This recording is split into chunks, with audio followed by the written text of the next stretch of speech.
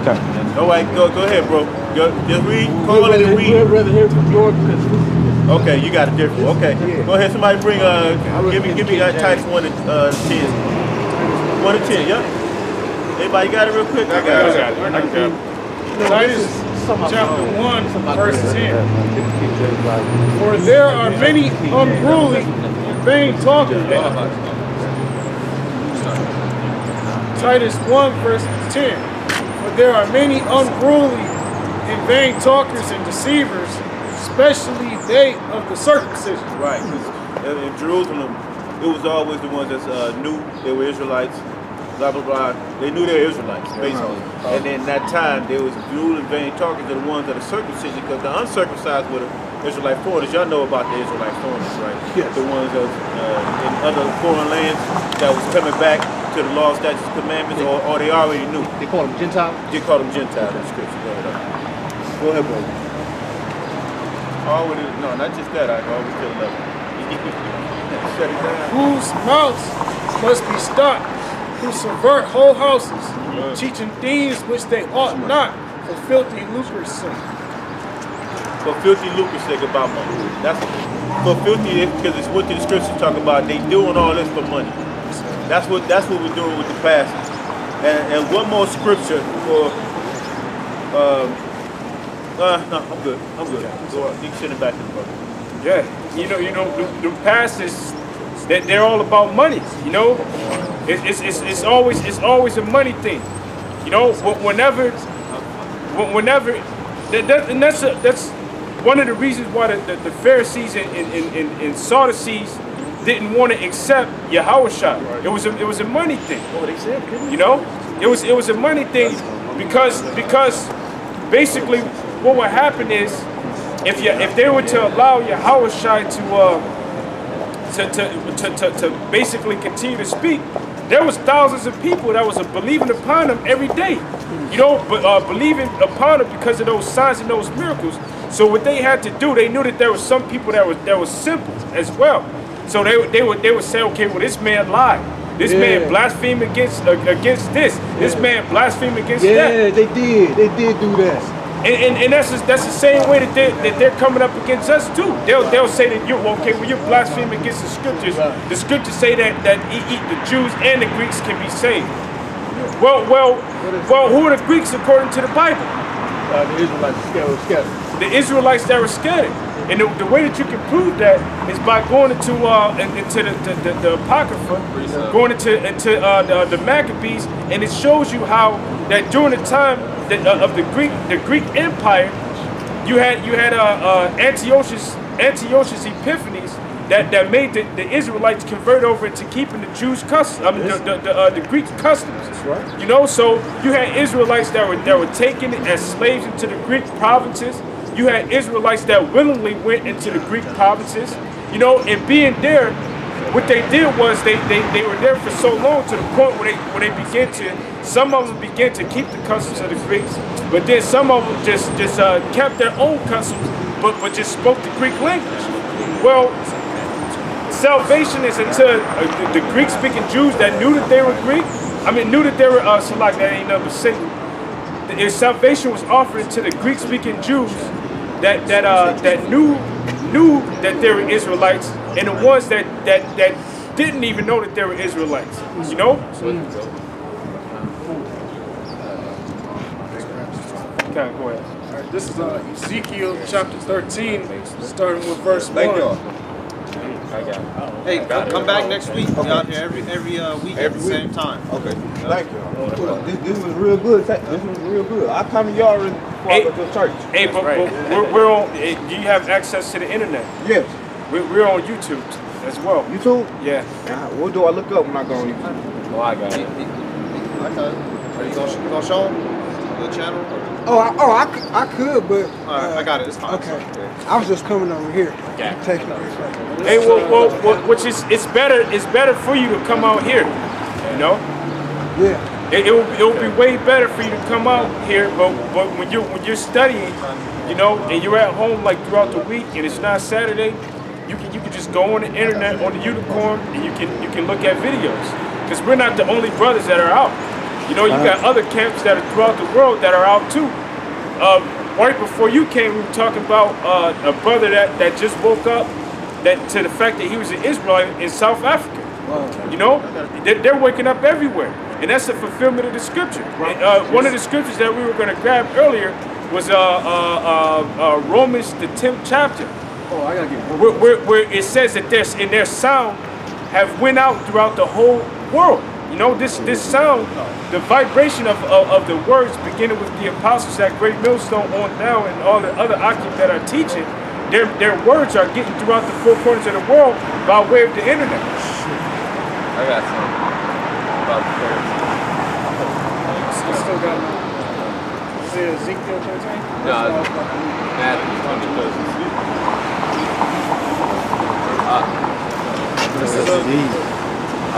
What you got? What does it say? I think Son of Man prophesied against the prophets of Israel. Yeah, read that and I'll get this right out. All right, this is Ezekiel. I know. It ain't no. This is Ezekiel chapter 13, verse 1. And the word of the Most High, Yahweh by Hashem Yahushai, came unto me, saying, Son of man, prophesy against the prophets of Israel, that prophesy and say thou unto them that prophesy out of their own hearts. Hear ye the words of Yahweh by Hashem Yahushai. Thus saith the Lord Yahweh, woe unto the foolish prophets that follow their own spirit and have seen nothing. O Israel, thy prophets are like the foxes in the desert.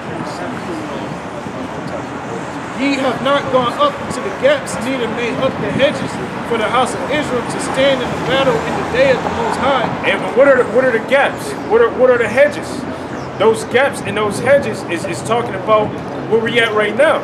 This is the highways and hedges. So you got certain prophets that whether they know that they're Israelite, whether they don't, they're supposed to if you're a prophet of the Lord, right? Or you call yourself a prophet of the Lord, you're supposed to come out to the gaps and hedges and you're supposed to prophesy. That's what prophets always prophesied at. You know? They didn't just go and sit inside of a building and sit back and say, well, I'm going to wait for the people to come to me. They went and brought the message of Yahweh B'Hashem Yahushai to the people. You know? I got you. They have seen vanity and lying divinations, saying, Yahweh said, in the Most High, and those prophets love, those false prophets love, in the churches, they love prophesying, saying, well, the Lord told me this, or the Lord showed me that, or the Lord gave me this revelation, you know, and it's never anything pertinent to the prophecies that are pertaining to the prophecies that are in the scriptures. It's always something about, well, the Lord told me that at the end of the year you're gonna get married. Right. The Lord told me that He's gonna bless you. You're gonna hit the lottery and you're gonna win $1 million. Or the Lord told me that if you sow this much, that you ain't never gotta worry about no bill ever again. That He gonna take care of you. It ain't never. Well, America is Babylon according to the scriptures. Hey, the Lord is gonna make it to where America is destroyed. Revelation. There's going to be a great third war that's fought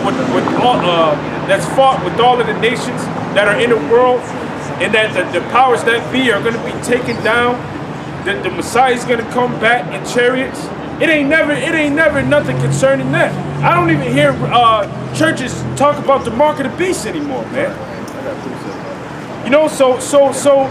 That goes to show that they're false prophets. Prophets are supposed to warn the people. Hey, the scripture said, I'll set up watchmen upon thy walls, O Jerusalem, that will never hold thy peace day nor night, man. Day and night you can see the men of the Lord, the true men of the Lord, on the internet. You can go on there day or night, in the middle of the day, don't matter, and you can hear them breaking down the scriptures and prophesying. Last verse 6. They have seen vanity and lying divination, saying, Yahweh said, and the Most High have not sent them. And they have made others to hope that they will confirm the word. So, that's just another good divine precept that the brothers were speaking about these false prophets that's in these churches trying to convey a message to the people. It's just vanity, lying divination. Okay. Just to add to that. Oh yes.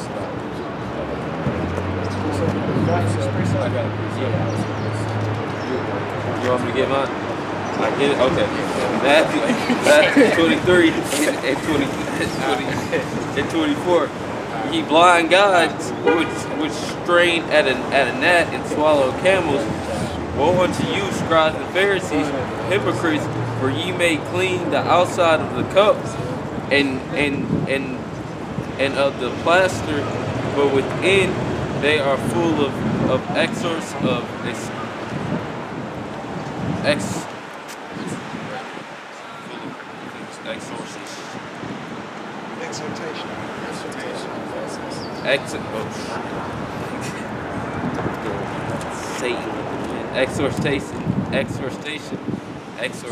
and access, and thou blind Pharisees, clean first that which is within the cup and plaster, that the outside of them may be clean also, because they on the outside they look good, they look like they're in order. They order shit, about to punch out their damn solar plexus in order. But inside they're full of rioting, of wickedness, man, of exorcism, all types of wickedness, man. Because I was watching the Passover, I think it was last year of IUIC with the brothers, and that shit, they Passover was like a buffet or something. They was eating it, he was cutting his meat. Eating macaroni. They was just eating it like it was like some family gathering. They wasn't in the rush. Rapping? Rapping. I don't even think they had bitter herb. I'm not gonna say they might have had it. I don't know. They don't want to take that bitter part. Yeah. But you see, me and Ak was watching it, and it was stupid, man. They was making it like it was supposed to be some fun time, but in Israel, we were terrified, man, when the Passover happened. We were scared, and we wasn't sitting there enjoying it. Was in rush, and we were in haste to get the fuck up out of there, man. The Lord was destroying that place. You still got something? Yeah, still more to this. Okay, no, you finish. Matthew 23. Verse 27. Woe unto you, scribes and Pharisees, hypocrites, for ye are like unto white sepulchres, which indeed appeared beautiful outward, because the sepulchre is a grave. It looked nice like on the outside of everything. It's like Garment and everything.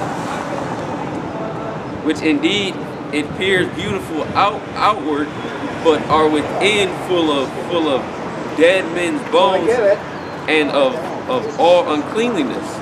So inside it's a mess, man. It's full of death, man.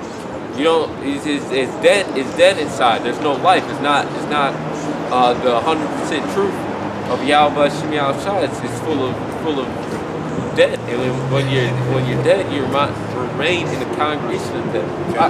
Oh, you got it. I was just gonna say, when Yahushua say it, was it Yahushua say it's not what going into a man that defile him, but what comes out.